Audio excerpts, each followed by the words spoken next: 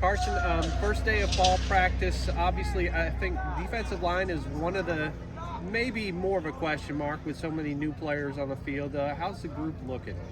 I think the guys are looking really good. They're practicing hard, straining to the ball, focusing on adapting to the technique, and that's going to come a long way for those guys.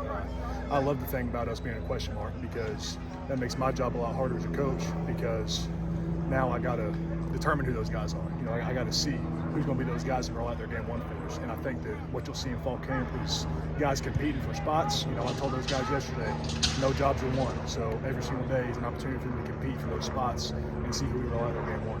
What are you looking for out of them? Obviously, production, but how do you identify the guys that are going to be on the field? So really I look for three things. I look for guys that are physically and mentally tough, guys that play with technique on a consistent basis, and guys that are relentless.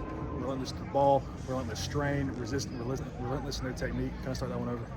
Okay. Relentless in their technique so that, everything that they do is physical, technical, and relentless. And again, so many new guys too. Just getting them up to speed. How difficult has that been? It really hadn't been that bad.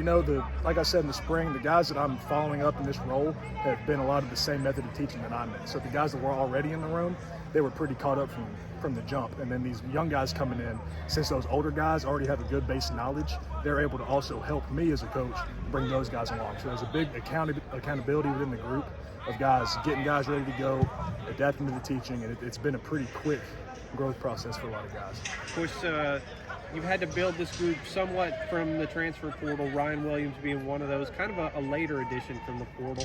What attracted you to him and wanted to bring him aboard? The thing with Ryan is, I always look for, you'll hear me say this a lot, frames with functional athletic ability. You'll see Ryan here in a minute. He's got a good frame. He's a big 6'3" kid that has good functional athletic ability.